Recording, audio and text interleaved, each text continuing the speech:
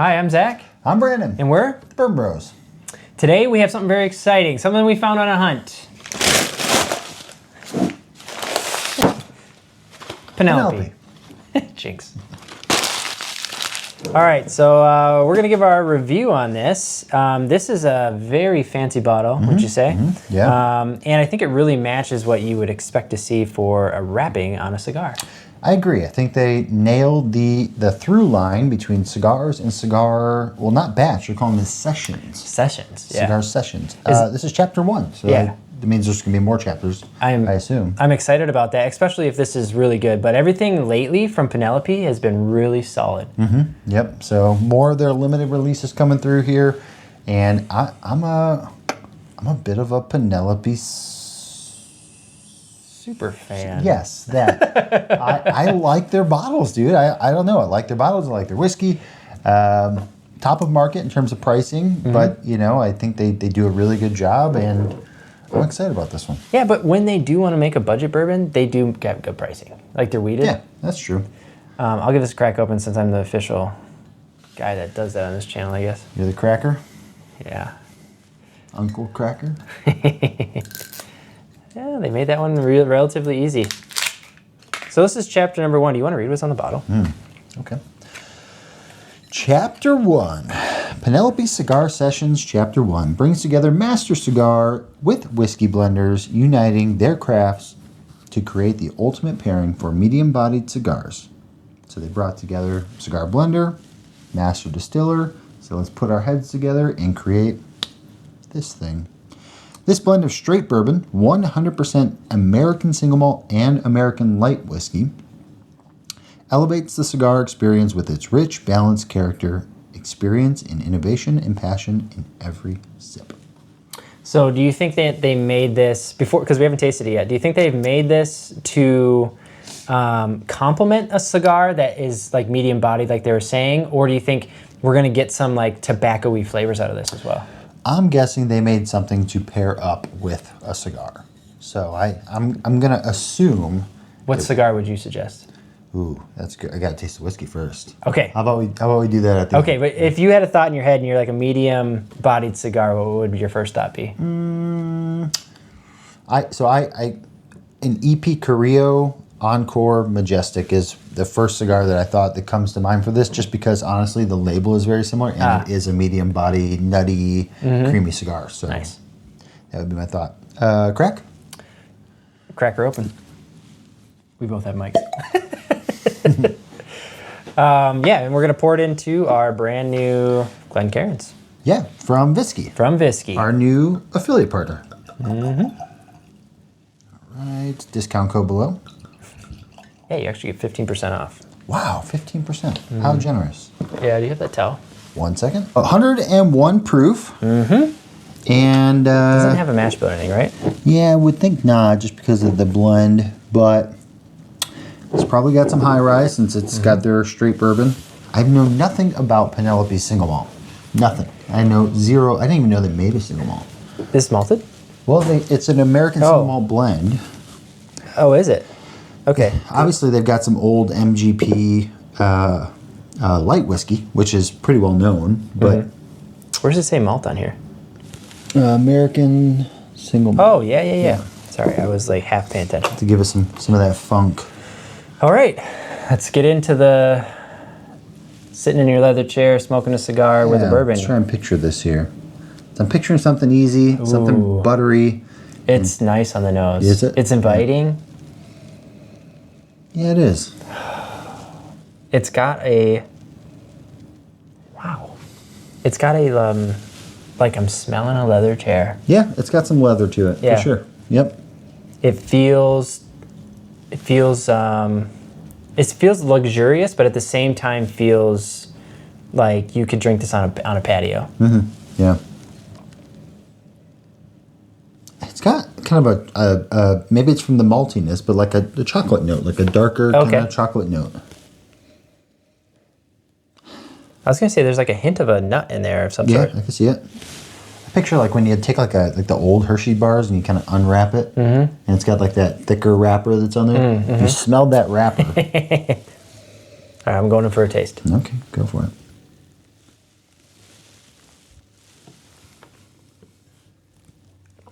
Ooh, buttery. Yeah.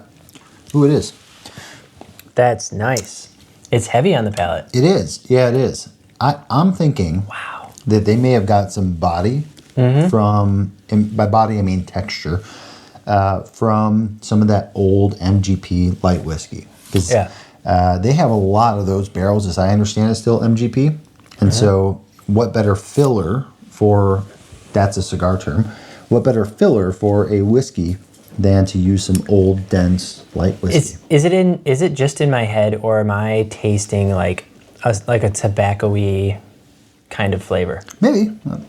Not like super sweet tobacco, but like I've had I haven't had just the acid dipped cigars. I've had like the regular ones as well, and so it's kind of reminded me of those a little bit more. What's that one you always get me? I can't remember. It's a cafe something. The Macanudo. Yeah. It does have a little bit of like a nice kind of spicy note to it, peppery note, which is subtle. Yeah, very subtle, which is super common in a cigar. You get pepper flavor.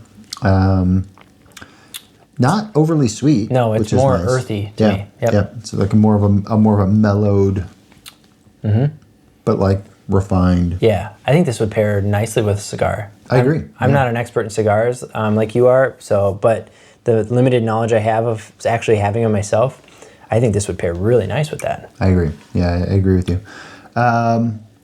Any standout flavors for you? Anything about this? No, I think they set out to do a certain thing, just like a lot of their recent releases. They set out like the Havana, right? The Havana, they said we want this to be basically like maple syrup. Yeah. And that's what it tasted like, and that was the expectations. That's what you got. And this, I think, met expectations to what I think the purpose of it is. I agree. It's not punchy. It's not like super punchy, but it has enough punch to know that it's there. Yeah. Because I feel like, say you have like a Booker's or something, right? That's super punch, super pedal to the metal type thing. That it would outweigh the cigar too much. Yeah. I think this is a good compliment. I'm picking up on, so I agree with you on all of that, and I'm picking up on the second, third sip here, like a nice woody note. So I'm getting like more of an oakiness to it. Yeah. Which is really good. So I agree. Like when you have a cigar, usually you have to dedicate time to smoking a cigar, right? You can't smoke a cigar in 10 minutes. It usually takes an hour. And so you want to have something that pairs with that experience that you can nestle up and hang out and relax and enjoy yourself. And this is such an inviting whiskey. Yeah. I think that element of it pairs really well with that experience that people are looking for. Yeah. And I think Penelope's doing great at doing that because they are really making some experiences. I'm getting like a creamy, because it's very buttery, very silky on the palate. Very silky. Like a creamy vanilla, almost like a vanilla pudding. Okay. Yeah. Let me go back in and look for that. I've only had a handful of vanilla puddings, and I remember them being yellow. So now I'm like in my head picturing that awful yellow looking pudding. So I'm just trying to pull Think of it like a white pudding. Yeah. Or like if you've had like a chocolate eclair without the chocolate, like the cream fill. Or like a cream fill of a donut, but not the very sweet one. It's more of the custard filled. Yeah. Especially on the back end. Yeah, on the finish, I was going to say that. That's what I'm getting on the after, just enjoying letting it savor. Yeah. What do you think of the glasses? I think these glasses are really nice, actually. They feel, you know how like when you buy, say like an electronic of some sort, and you're holding onto it and you're like, this feels cheap? Yep. This doesn't feel cheap. No, it's substantial. And it may be hard to see on camera, but these are bigger and a little bulkier in the hand. Yeah. It fits more in the palm than a traditional Glen would. Yeah, it doesn't feel as dainty. No, it doesn't, which has always been a comment of mine with Glens. It's like, I like Glens. They do the job well. Yeah. Or that other brand. I shouldn't say that, but the other brand. But the problem is they just you gotta fingertip them. It's a finesse thing, yeah. Yeah. And it's like sometimes with the whiskey, you just want to just kind of put it in your hand and give her. You can do both. Yep. I feel like with this. I feel like you can still give this, and you can do it pretty quick because of the shape of this glass. Yeah. And how tall it is, but man, it feels kind of heavy.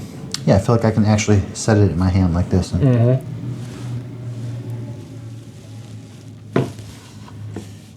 So if you too want to feel a premium, substantial, just kidding, guys, but there is a discount code below. This is a good pour. This is a good pour. This is an occasion pour. Yeah, I agree. Yep. Not occasion as in like, hey, this is really pricey, so you only want to pour it on occasion. It is literally meant for an occasion. Yeah, I totally agree with you. I feel like because it is a cigar paired idea, I think I would actually pair this with cigars, and that's probably when I would pour this. Totally agree. Yeah. Totally agree. That's cool. Awesome. Well, you got anything else to say about it? If you get a chance to buy it, I wouldn't hesitate. I mean, I would. How much was it?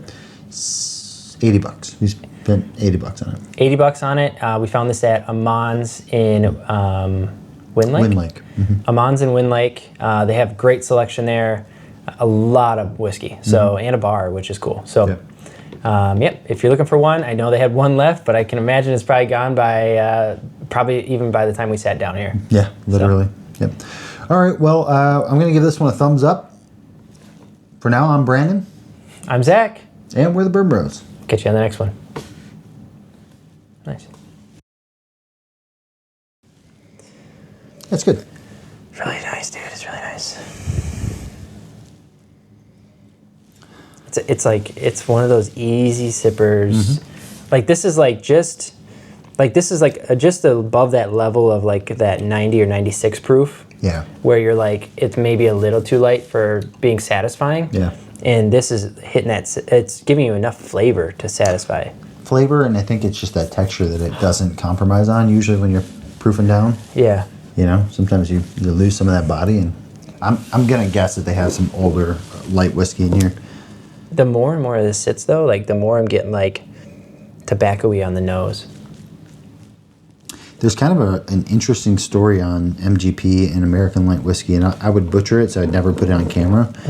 But as I understand it, there was a huge, massive surplus of old light whiskey barrels because they were trying to compete with Scotch, right, when they launched those, and MGP bought them all of them. I'm curious what kind of secondary barrel they're using. I don't think they are. Well, if they're only calling it an American light whiskey, then they're using a secondary barrel, right? Oh, yeah, you're right. Yeah. I don't know what they were, maybe second run. Bourbon, Yes, like just a second run bourbon type thing. This is actually really nice. At the end of this, but they're not making light whiskey anymore. These are barrels that they've owned for like 30, 40 years. Yeah, interesting. I wonder what the age is on this. Old. I can't imagine it's too old though. Look at the color of it. I think most of their American light whiskey barrels are in that like 12 to 18 And you think they just like really kind of proof this down to 101 on purpose, and then that's why it's got this color and it's not darker? Yeah, maybe. But you're not getting as much color out of a second use barrel. Yeah, I think that's a big part of it. I think that was a really intentional part.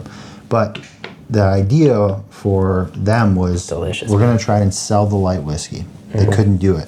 Now a lot of blenders are buying old MGP light whiskey for body to blend into. It has a wonderful palate feel. Yeah. So it's kind of a cool thing. But I think MGP is the only one that's holding on to all those. Absolutely delicious. Yeah. I'm a fan. Yeah. I'm a big fan of that one. It's good. I think it's better than Havana.